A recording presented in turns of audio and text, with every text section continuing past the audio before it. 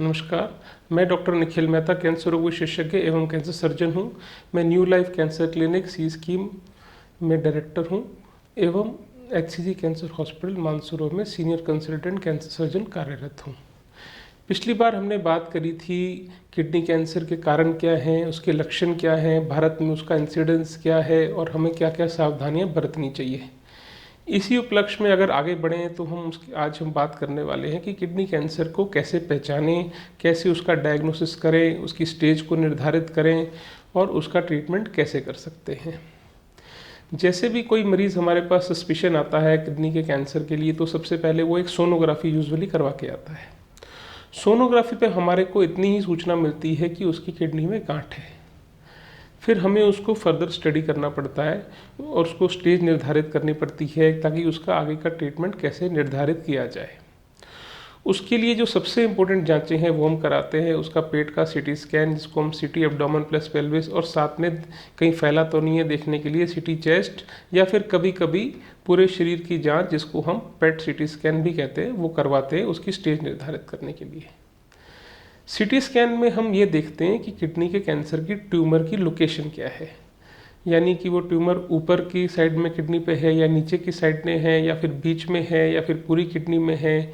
दूसरी चीज़, उस किडनी के ट्यूमर का साइज़ कितना है, लगभग वो 3-4 सेंटीमीटर की गांठ है या काफ़ी बड़ी है, या फिर वो दूसरी चीज़ कि आसपास की नसों में, जिसको हम रीनल वेन या फिर इन्फीरियर वेना केवा, जो कि नस हमारे पूरे शरीर का खून हार्ट में लेके जाती है, उसमें तो नहीं फैल गया है, या फिर आसपास की गांठों में ये कैंसर तो नहीं फैला है जिसको हम पैराओर्टिक लिम्फ नोड्स भी बोलते हैं, या फिर ये कैंसर छाती में या फिर लिवर में या फिर पेट की झिल्ली में या कहीं और तो नहीं फैला है। ये चीज़ें हमें CT स्कैन और PET स्कैन ही बता पाता है। इससे इस कैंसर की स्टेज निर्धारित हो जाती है कि इस कैंसर के लिए हमें आगे कैसे बढ़ना है। इसके बाद जब स्टेज निर्धारित हो जाती है तो हम इस कैंसर के इलाज के बारे में विचार करते हैं कि आगे कैसे बढ़ा जाए।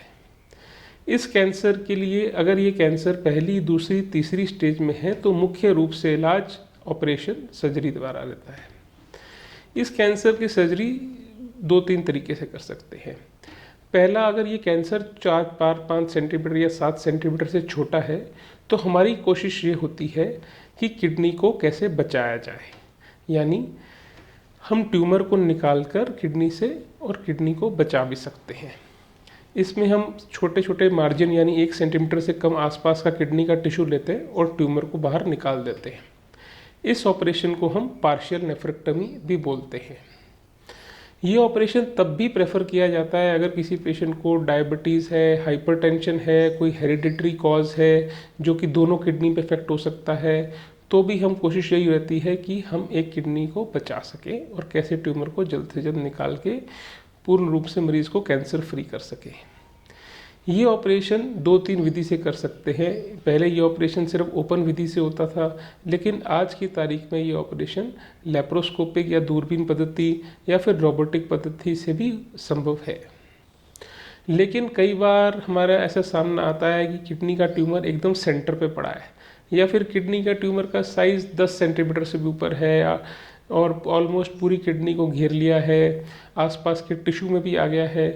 तो हम उस स्थिति में पूरी किडनी को निकालते हैं, आसपास के लिम्फ नोड्स भी निकालते हैं जिसको हम रेट्रोपेरिटोनियल लिम्फ नोड्स भी बोलते हैं, जेरोटास फेशिया जो कि आसपास का फेशिया होता है उसको भी क्लियर करते हैं। इस प्रोसीजर को हम रेडिकल नेफ्रेक्टमी का नाम लेते हैं। ये भी प्रोसीजर आजकल हमारी जो कोशिश होती है जहाँ तक संभव हो लेप्रोस्कोपिक, दूरबीन या फिर रोबोटिक सर्जरी द्वारा किया जाए, क्योंकि उससे बेनिफिट ये होता है कि मरीज़ को एक छोटा स्कार होता है, पूरा पेट में चीरा नहीं आना पड़ता, पेट में दर्द कम होता है, पोस्ट ऑप रिकवरी बहुत जल्दी हो जाती है और मरीज़ तीसरे से चौथे दिन अपने घर चला जाता है। ये एक रूटीन सर्जरी है जो कि इस ट्यूमर के लिए बहुत ज़्यादा फ़ायदेमंद है और अगर हम ये सर्जरी द्वारा पेशेंट को पूर्ण रूप से ठीक कर देते हैं तो 8 से 10 साल तक 90% चांस है कि मरीज़ को दोबारा बीमारी नहीं होगी। लेकिन कई बार मरीज़ की स्थिति ख़राब होती है, यानी कि कुछ कोमॉर्बिडिटी ऐसी होती है जिससे हम ऑपरेशन नहीं कर पाते, तो उस केस में कुछ ऑल्टरनेटिव्स हैं, लेकिन वो छोटे ट्यूमर्स के लिए ही हैं जो कि 3 से 4 सेंटीमीटर होते हैं, जिनको हम रेडियो फ्रिक्वेंसी एब्रेशन या क्रायोब्लेशन भी बोलते हैं। अगर हम इस पद्धतियों का यूज़ करते हैं तो भी 70 से 80% चांस है कि उसको कैंसर फ्री कर पाएँ। कई बार कुछ चीज़ें हमारे हाथ में नहीं होती, कैंसर फैल चुका होता है जिसको हम स्टेज 4 किडनी कैंसर बोलते हैं।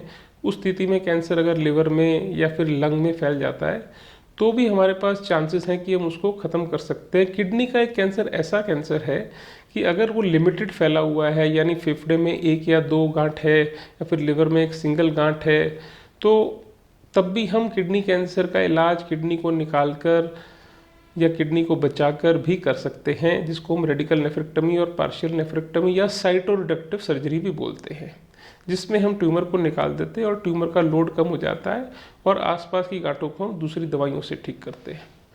लेकिन कई बार हमारे पास मरीज रोगी उस स्टेज में आता है जब कैंसर बुरे तरीके से फैल जाता है। उस स्टेज में ऑपरेशन का रोल नहीं रहता, तब हम टारगेट थेरेपी या फिर इम्यूनोथेरेपी या फिर कभी कभी कीमोथेरेपी द्वारा उसका इलाज करते हैं। टारगेट थेरेपी और इम्यूनोथेरेपी एक तरीके की दवाइयाँ या इंजेक्शन होती हैं जो कि हमारे इम्यून सिस्टम को बूस्ट करती हैं और वो फिर कैंसर से लड़ते हैं। ये दवाइयाँ हालांकि थोड़ी महंगी हैं, लेकिन किडनी कैंसर में आज की तारीख में कारगर हैं। ये दवाइयों का ट्रीटमेंट लंबा चलता है, लगभग साल या 2 साल, और उससे ये देखा गया कि मरीज़ की उम्र उससे काफ़ी बढ़ जाती है। जब हम किडनी का कैंसर का ऑपरेशन करते हैं तो उसके बाद हमें मरीज़ को 5 से 10 साल तक अपने एक फॉलोअप में रखना पड़ता है। उस फॉलोअप में मरीज़ को 3-3 महीने में या 6-6 महीने में बुलाते हैं और उसकी लगातार सोनोग्राफी, वही हो तो सीटी स्कैन और खून की जांचें कराते हैं, ये देखने के लिए ये कैंसर दोबारा तो नहीं आ रहा या कहीं फैला हुआ तो नहीं है या फिर हमें कुछ और करने की आवश्यकता तो नहीं है। तो मोटा मोटा देखें तो किडनी कैंसर का इलाज आज की डेट में काफ़ी अच्छे तरीके से संभव है। कई बार हमने ये भी देखा है कि किडनी कैंसर 3rd स्टेज में जब आता है, जब वो नसों को घेर लेता है या फिर पेट पैर की जो नस है जो कि पूरे छाती में तक खून लेके जाती है उसमें भी घेर लेता है, जिसको हम IVC भी कहते हैं। आज की टेक्नोलॉजी में अगर ये कैंसर रीनल वेन या फिर IVC में चला जाता है तो हम उसको खोलकर भी ट्यूमर को निकाल सकते हैं। अगर ये हार्ट के नीचे भी चला जाता है तो भी उस ट्यूमर को निकाल सकते हैं और मरीज को पूर्ण रूप से नया जीवनदान दे सकते हैं। आइए जागरूक हों और किडनी के कैंसर का हम इलाज कराएं। धन्यवाद। आज की विकसित टेक्नोलॉजी में हम इस किडनी को बचाकर भी ऑपरेशन कर पा रहे हैं, जिसको हम पार्शियल नेफ्रेक्टमी भी बोलते हैं। और दूसरी चीज़ ये है कि आज की डेट में हम किडनी को बचाकर भी दूरबीन द्वारा पद्धति द्वारा या रोबोटिक पद्धति द्वारा किडनी के कैंसर को जड़ से ख़त्म कर पा रहे हैं, जो कि एक तरह की बहुत ही विचल सर्जरी है, जिससे कि ट्यूमर पूरा निकल जाता है और मरीज़ नॉर्मल किडनी के साथ अपना पूरी ज़िंदगी बिता सकता है।